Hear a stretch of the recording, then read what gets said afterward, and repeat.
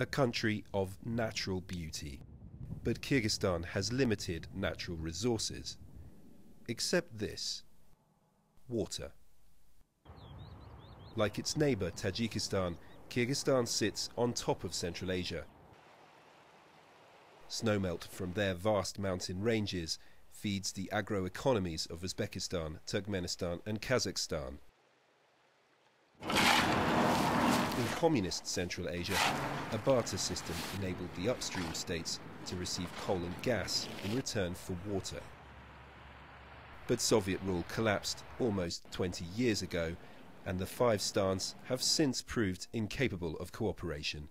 Neighboring countries, Kazakhstan would give coal and Uzbekistan would deliver gas to Kyrgyzstan to use in its thermal center in wintertime in order to accumulate, to keep the necessary water.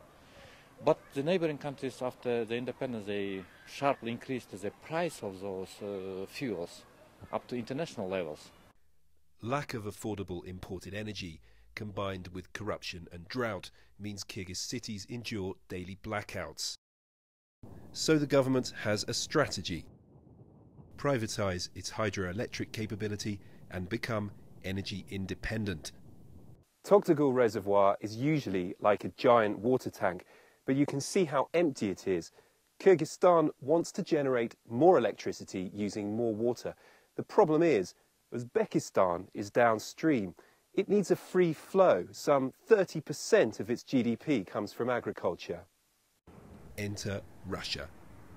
It's pledged over $1.5 billion of investment in Kamba Atar, a massive hydroelectric project for a 50% stake.